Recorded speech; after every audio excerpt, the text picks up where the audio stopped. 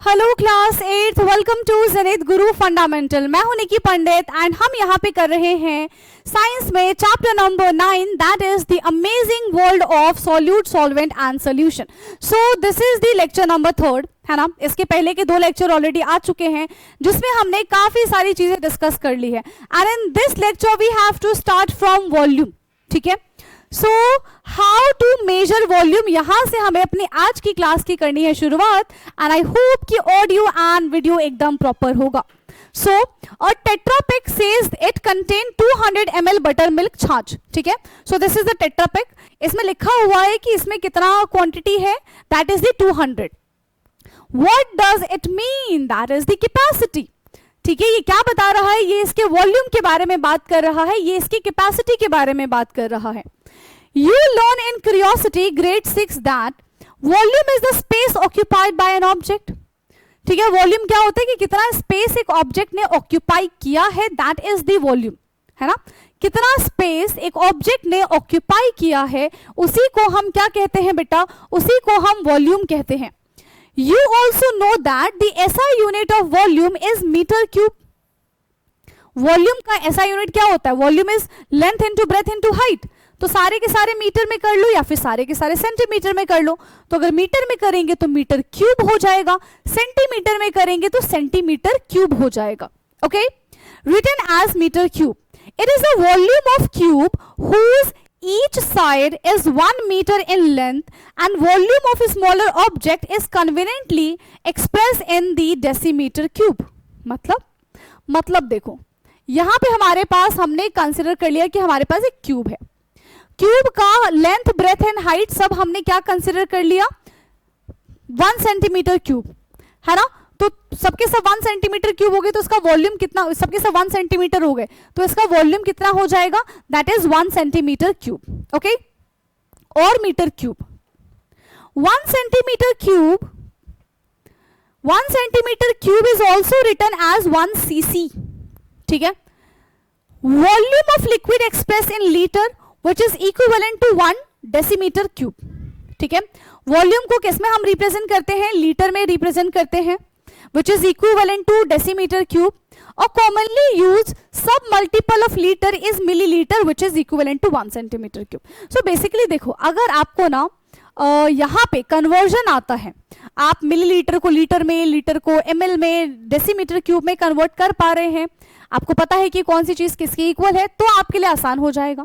Last class में ये conversion मैंने करवाया था, आप बुक को थोड़ा सा ऊपर करेंगे ना, ठीक है, नेक्स्ट पेज पे, पहले के पेज पे आएंगे। ठीक है, तो पीडीएफ है आपके पास, तो बुक होगी, पहले के पेज पे आएंगे तो वहां पे आपको ना कन्वर्जन दिया गया है, तो आपको वो कन्वर्जन लर्न करना पड़ेगा। ठीक है, प्रैक्टिस करेंगे 2-4 क्वेश्चन, अपने आप आपको लर्न हो जाएंगे। ठीक, now one of the common apparatus used to measure the volume of liquid is measuring cylinder।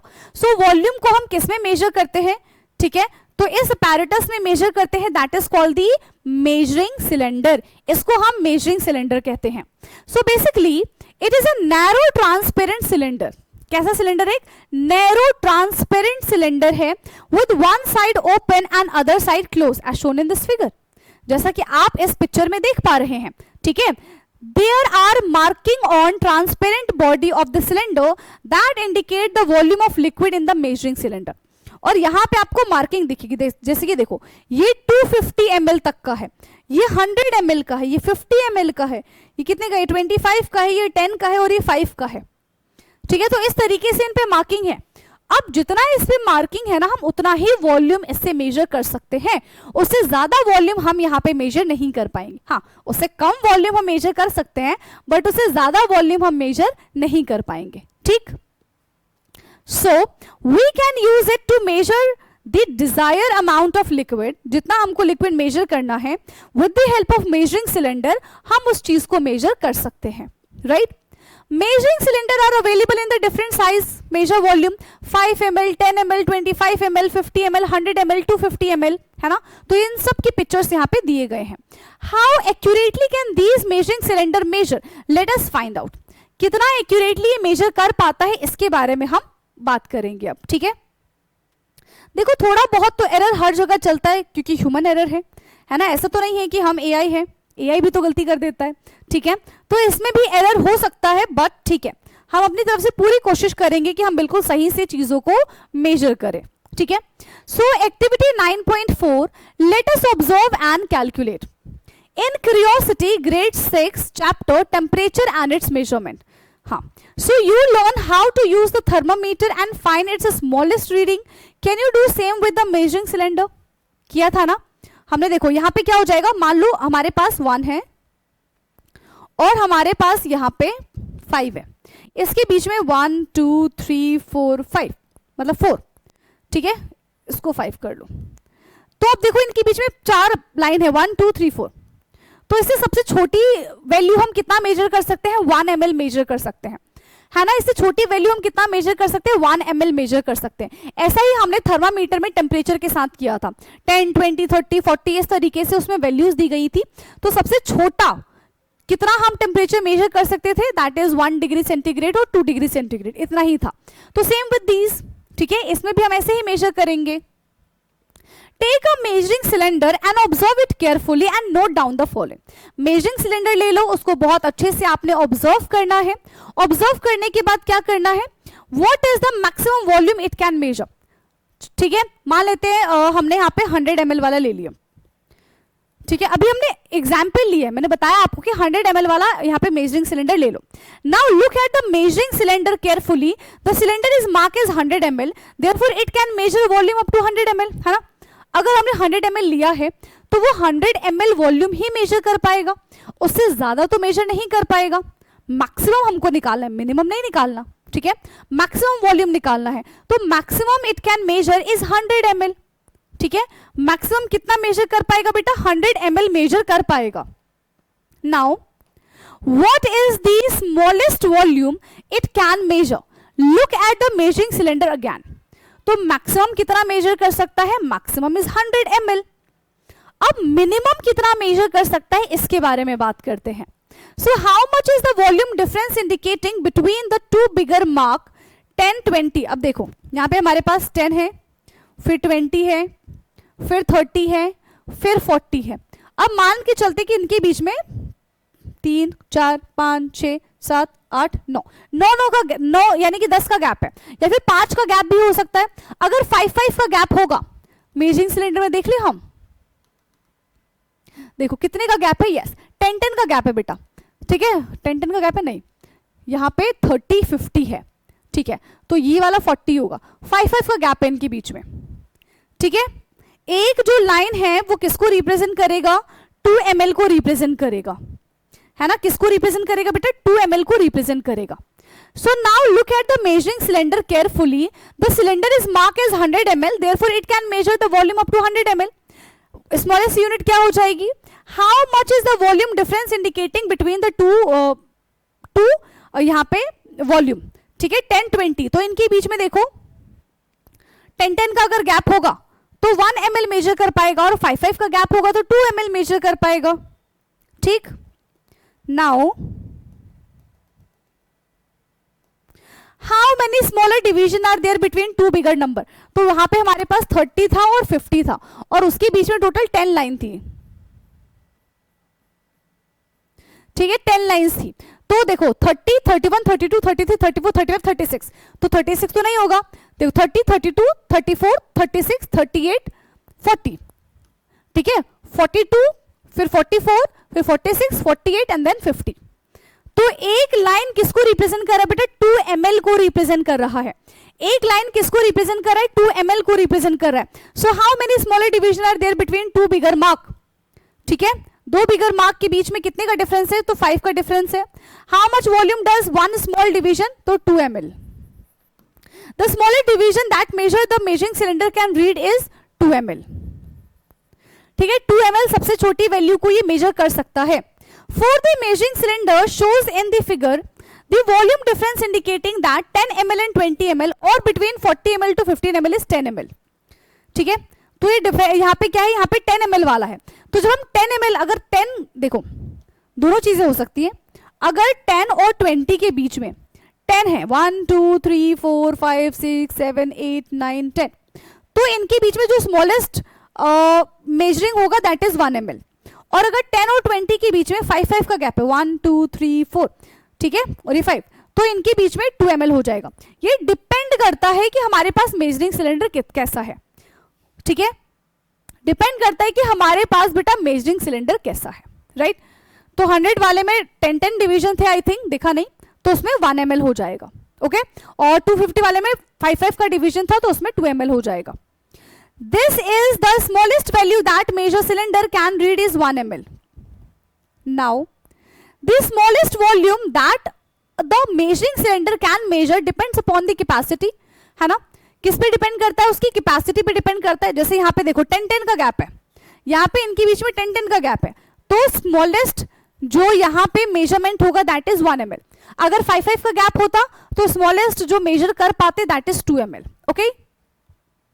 Usually it is 0.1 ml in a smaller measuring cylinder with the capacity of 10 ml or 25 ml. It is 1 ml in 100 ml measuring cylinder, 2 ml in 250 ml. तो मैंने 250 वाला देख लिया था, ठीक है। तो उसमें हमने क्या देखा कि 2 ml मिनिमम 2 ml ही मेजर कर सकते हैं, उससे कम तो मेजर नहीं ही कर पाएंगे, ठीक है।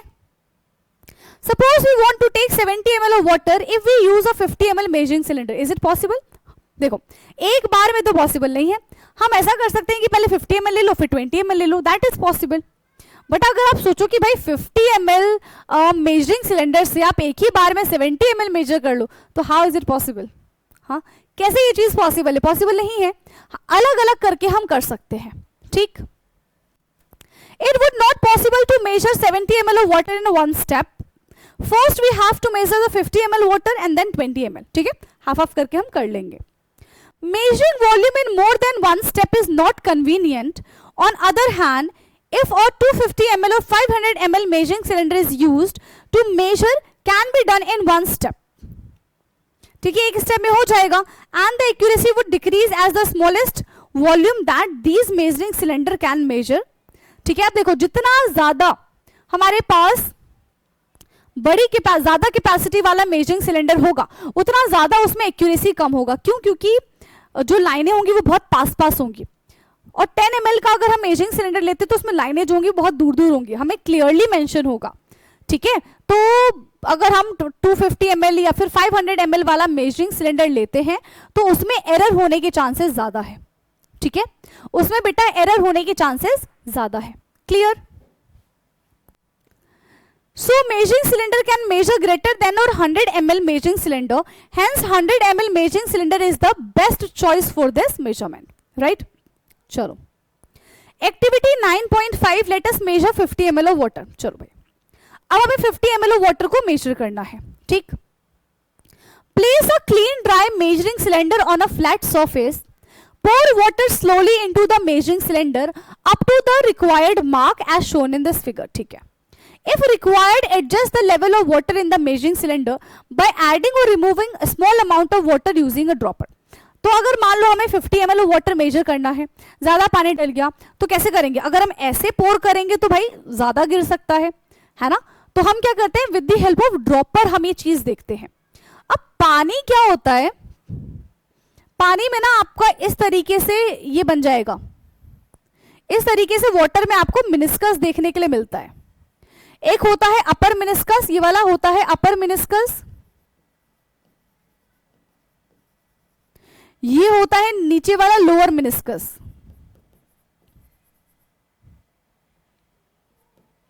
ठीक है, अपर मिनिस्कस एंड लोअर मिनिस्कस, ये होता क्या है इसके बारे में जानते हैं। So on careful observation you will notice that water inside the measuring cylinder form a curved surface. तो वाटर जो कर्व्ड सरफेस बनाता है ना उसी को हम मेनिस्कस कहते हैं। This curved surface is called meniscus. Read the mark on the measuring cylinder that coincide with the bottom of the meniscus of water or the other colorless liquids. ठीक? Now, okay. So measure, make sure that the eye at the level of the bottom of the meniscus while notice the reading as shown in this. तो हमें हमेशा क्या देखना होता है, अगर हमारे पास कलरलेस लिक्विड है जैसे कि वाटर है, ठीक है, अगर जो बेटा हमारे पास कलरलेस लिक्विड है तो उसका हमेशा हम लोअर मेनिस्कस चेक करते हैं। अगर हमारे पास कलरफुल लिक्विड है तो उसका हम अपर मेनिस्कस चेक करते हैं। आगे बात समझ में?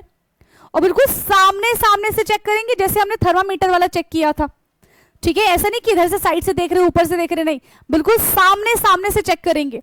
वाटर के लिए हम लोअर मेनिस्कस लेते हैं, कलर्ड कंपाउंड के लिए हम अपर मेनिस्कस लेते हैं, ठीक है। चलो now so once it reach the required level, that is 50 ml, transfer this water to required container. I wondered how the level of colored liquid is measured. बता दिया ना, अपर मेनिस्कस चेक करेंगे इसका, ओके, उसमें हम अपर मेनिस्कस चेक करेंगे। Now in case of colored liquid, mark on the measuring cylinder should coincide with the top of the meniscus, determining volume of solid object with a regular shape, ठीक है। So determining volume of solid object with the regular shape, let us calculate, ठीक है। Activity 9.6 के बारे में बात करते हैं। So क्या है activity 9.6? Okay, so collect various object with a cuboid shape, ठीक है। क्यूबॉइड शेप का अपने आसपास अपने घर में जो भी आपको चीजें मिलती है उसको फटाफट से कलेक्ट कर लो। It could be a match box, ठीक है, it could be a dice और द शू बॉक्स, है ना, या फिर और क्या हो सकता है, क्लोथ्स आए होंगे, है ना, तो वो भी रेक्टेंगुलर शेप में ही होता है, क्यूबॉइड शेप में ही होता है। तो ऐसा कोई भी बॉक्स आप चूज कर सकते हैं। Measure the length L and the width W and the height H of the object using the scale। तो मान लो शू बॉक्स है हमारे घर में, ठीक है, जनरली मिल जाता है। तो शू बॉक्स में हम क्या देख रहे हैं कि उसका लेंथ क्या है, उसका विड्थ क्या है, उसका हाइट क्या है, ठीक है।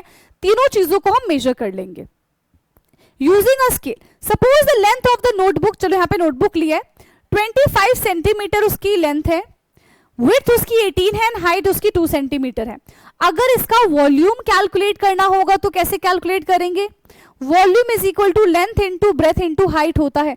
This is the formula to calculate the volume, ठीक है। This is the formula to calculate the volume. ये फॉर्मूला है वॉल्यूम को कैलकुलेट करने का, कैलकुलेट कर दो। सो 25 इंटू 18 इंटू 2, तो V हो जाएगा हमारा 50 इंटू 18, यही होगा। सो V इज इक्वल टू कितना हो जाएगा, 18 5 से 90 और ये 900 मीटर क्यूब, और सेंटीमीटर में दिया हुआ है, हाँ, तो सेंटीमीटर क्यूब। क्यूब क्यों आया बेटा? सेंटीमीटर सेंटीमीटर सेंटीमीटर, ये भी आपस में मल्टीप्लाई हो जाएंगे and it will become centimetre cube, ठीक है। ओके, समझ में आया यहाँ पे सेंटीमीटर क्यूब क्यों होगा। Now determining volume of object with irregular shape, तो रेगुलर शेप का वॉल्यूम डिटरमाइन करना is too easy. Formula apply करो, फॉर्मूले में वैल्यू पुट कर तो हमारा आंसर आ जाएगा, ठीक है। But what about the irregular shape? Irregular shape का हम किस तरीके से वॉल्यूम डिटरमाइन करेंगे, किस तरीके से हम वॉल्यूम कैलकुलेट करेंगे? So imagine you have an object like a stone that does not have a regular shape. तो ये हमारे पास स्टोन है। To calculate its density, the main challenge is to find the volume, है ना। तो अब हम क्या करेंगे, तो हमारे लिए एक बढ़िया सा तरीका है यहाँ से, ठीक है। Let us learn how the volume of solid with an irregular shape can be determined, ठीक है। इसका मुझे वॉल्यूम कैलकुलेट करना है। कैसे कैलकुलेट करेंगे बेटा? इसको क्या करो, पानी में डाल दो। देखो, now let us measure. So collect various object from your surrounding such as the stone, metal key and so on. ऐसा ऑब्जेक्ट चूज कर लो जिसका इरेगुलर शेप है, ठीक है। Fill up measuring cylinder with the water up to any desirable volume. जैसे 50 ml भर लो, जो भी उसका मेजरिंग सिलेंडर का मेजरमेंट होगा उतना उसको फिर पूरा भर लो। Tie the object says a stone with a thread and slowly lower it into the measuring cylinder, ठीक है। अब देखो यहाँ पे हमने क्या किया, हमने देखा कि भाई हमारे पास 50 ml हमने पानी भर लिया। अब जिस भी इररेगुलर शेप का हमको वॉल्यूम कैलकुलेट करना है उसको एक थ्रेड में हम बांधेंगे और पानी में ड्रॉप कर देंगे। जितना उसका वॉल्यूम होगा उतना पानी ऊपर डिस्प्लेस हो जाएगा, और जितना पानी डिस्प्लेस होगा वही उसका वॉल्यूम है, दैट्स इट। तो इसी तरीके से हम इररेगुलर शेप के वॉल्यूम को कैलकुलेट करते हैं। देखो, इसी तरीके से बेटा हम इररेगुलर शेप के वॉल्यूम को क्या करते हैं, कैलकुलेट करते हैं, राइट।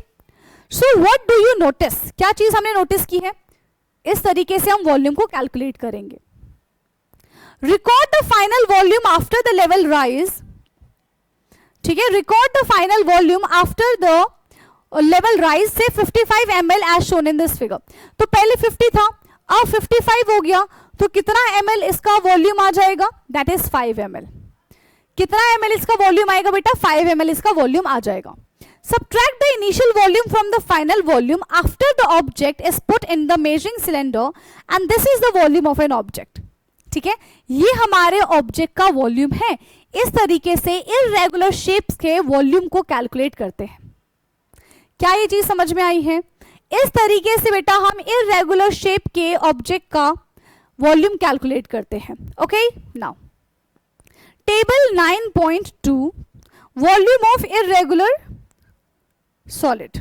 ठीक है, देखो हमने लिया स्टोन, हमारे पास 50 ml पहले से था, अब 55 ml हो गया. तो कितने का डिफरेंस है? 5 ml का, या फिर हम 5 सेंटीमीटर क्यूब बोल सकते हैं. मेटल की हमने फिर से यहां पे भी 50 ml है. यहां पे हम इरेजर ले लेते हैं. ठीक है, मेटल की हमने डाला और ये हमारा 53 हुआ, 53 ml. ठीक है, तो ये क्या बन जाएगा? 3 ml और 3 सेंटीमीटर क्यूब हो जाएगा. इरेजर डाला तो हो सकता है कि ये हमारा 56 ml तक पहुंच जाए, तो ये 6 ml हो जाएगा और ये 6 सेंटीमीटर क्यूब हो जाएगा. ठीक है, तो जितना डिस्प्लेसमेंट होगा उतना ही हमारे पास यहां पे वॉल्यूम आएगा. Now note the value of volumes are obtained in unit of ml which can be equivalent to centimeter cube. तो ml जो है 1 ml is equal to 1 centimetre cube. ठीक है, 1 ml किसके बराबर है बेटा? 1 ml is equal to 1 centimetre cube. So we have already learned to measure the mass and the volume of liquid and solid different type. These quantities can be used to calculate the density of an object or the substance. Let us calculate the density. चलो कैसे calculate करेंगे density को? Formula बताया था, density is mass upon volume.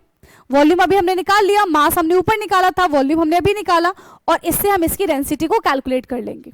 ठीक है बेटा, इससे हम इसकी डेंसिटी को कैलकुलेट कर लेंगे. Now let us dig deeper. Okay, so this is our earth, है ना. अर्थ में देखो क्या क्या चीजें हैं. ऊपर वाला अर्थ क्रस्ट है, upper mantle, lower mental, outer core and the inner core. So this is the layer of the earth, है ना.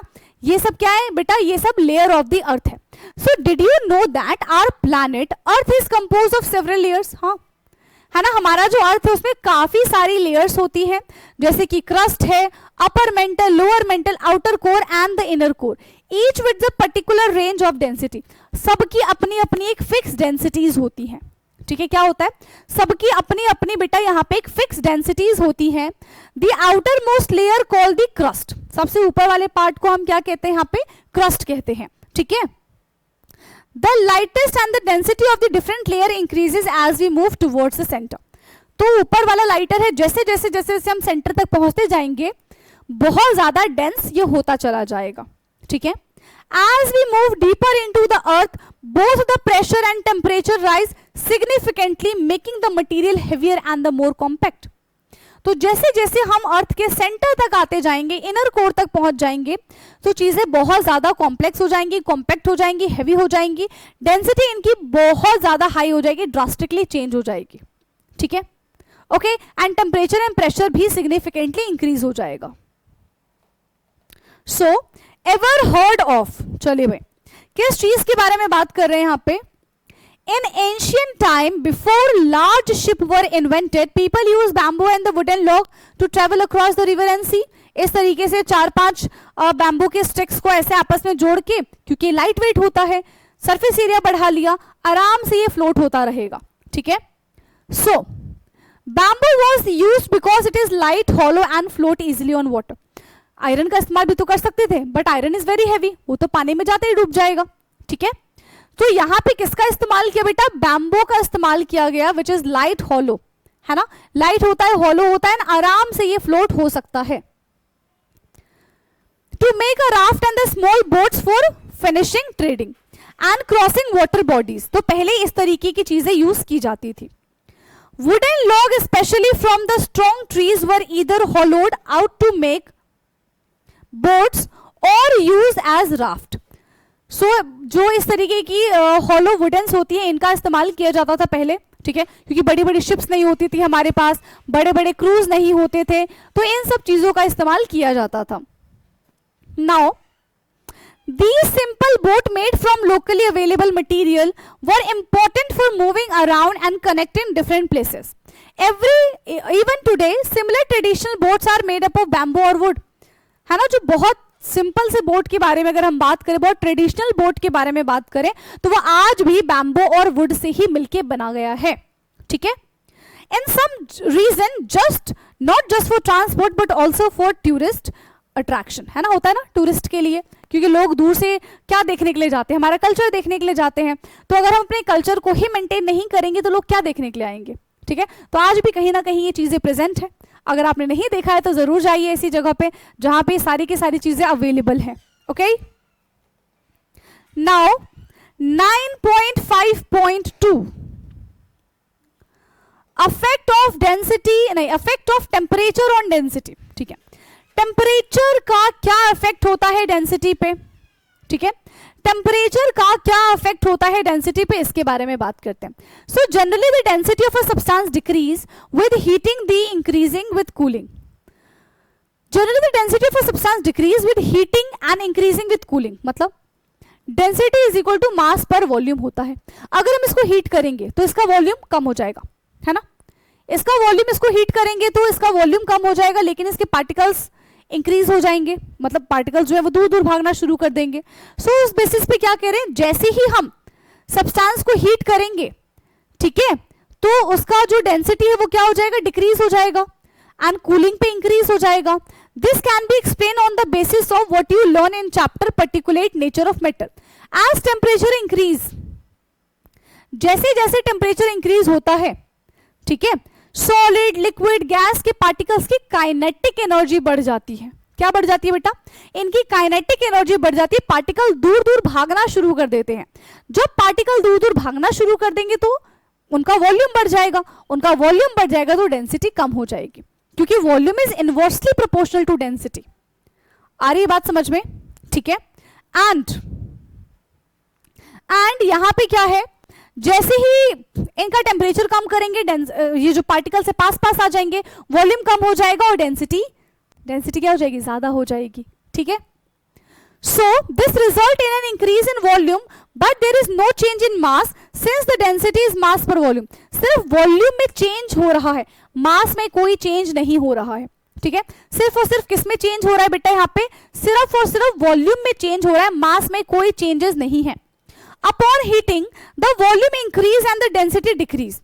This explain why hot air move up in a less dense than the cool air around it. तो यहाँ पे देख रहे हो hot air balloon, तो जितना ज्यादा उसको हीट दिया जाता है उतना ज्यादा वो क्या करेगा, लाइटर हो जाएगा, है ना, उतना ज्यादा वो मूव कर पाएगा.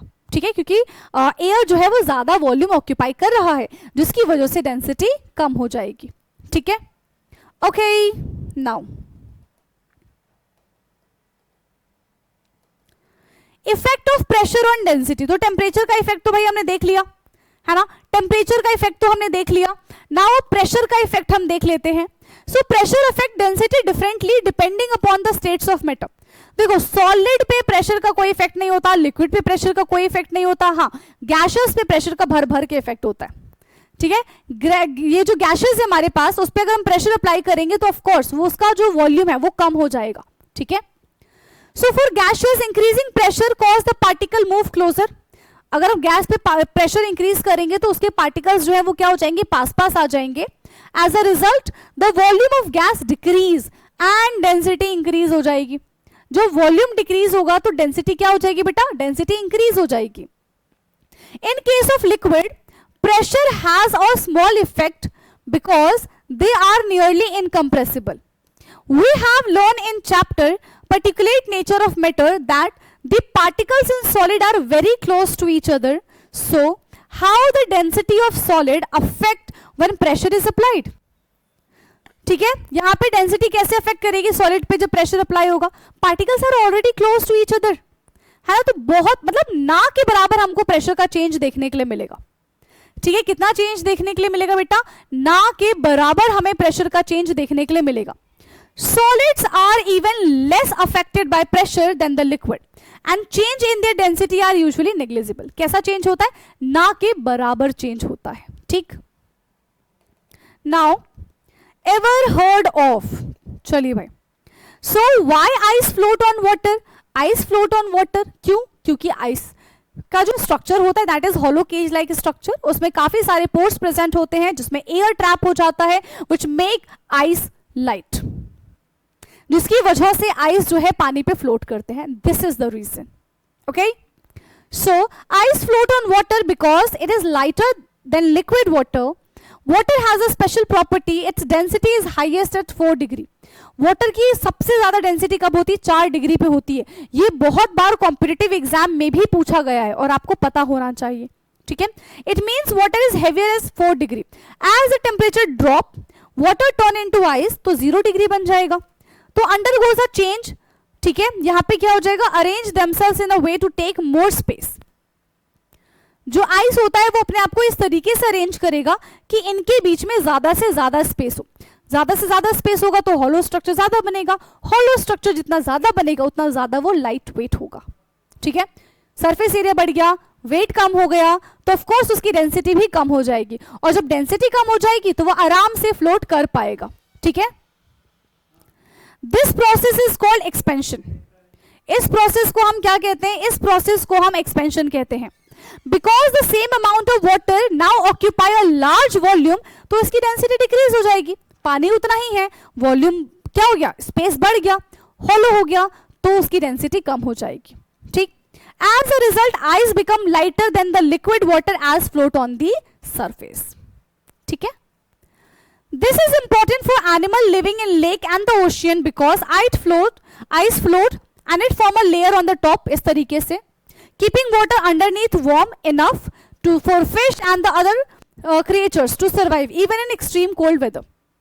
तो जब बहुत ठंड पड़ती है तो भी इन आइस की वजह से नीचे का जो पार्ट होता है दैट इज क्वाइट वार्म, जिसमें एनिमल्स आराम से सर्वाइव कर पाते हैं। ठीक है, in extreme cold climate also.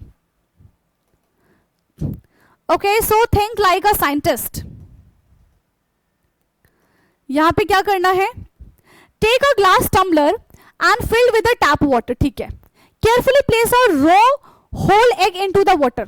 Tap water भर लिया, एक egg डाल दो उसमें। Observe what happened. Do you notice that egg sink in the bottom? हाँ, नीचे आके डूब गया ये। What can you make this setup to make a egg float in water instead of sinking? क्या करेंगे हम? इसकी डेंसिटी बढ़ा देंगे। किसकी डेंसिटी बढ़ा देंगे बेटा? वाटर की डेंसिटी बढ़ा देंगे। ठीक है, हम वाटर की अगर डेंसिटी बढ़ा देते हैं तो वाटर पे फिर ये जो एग है वो फ्लोट करने लग जाएगा। So in this chapter you learn the concept of density and how it explain the partially why some object float while other sink. तो रीजन क्या है? अगर मैं इसमें सॉल्ट ऐड कर दूं तो इसकी डेंसिटी बढ़ जाएगी, तो ये आराम से फ्लोट होने लग जाएगा। ठीक है, अभी एग की डेंसिटी ज्यादा है वाटर के कंपैरिजन में, इसलिए एग डूब गया। वाटर की डेंसिटी बढ़ा देंगे तो एग फ्लोट करने लगेगा। ठीक है, और ये कोई चमत्कार नहीं है, साइंस है। चलिए भाई, तो यहां पे बेटा हमारा ये जो चैप्टर है ये होता है समाप्त। ठीक है, तो ये पूरा चैप्टर हमने 3 लेक्चर्स में कंप्लीट कर लिया है। अब नेक्स्ट लेक्चर में इसके क्वेश्चन आंसर को हम सॉल्व कर लेंगे। ओके, सो आज के लिए इतना काफी है, बाकी का डिस्कशन हम करेंगे अपने नेक्स्ट क्लास में। तब तक के लिए अगर कोई भी डाउट होता है बेटा तो आप कमेंट करके जरूर पूछ लीजिएगा। Okay, thank you so much and good night everyone, bye bye, take care.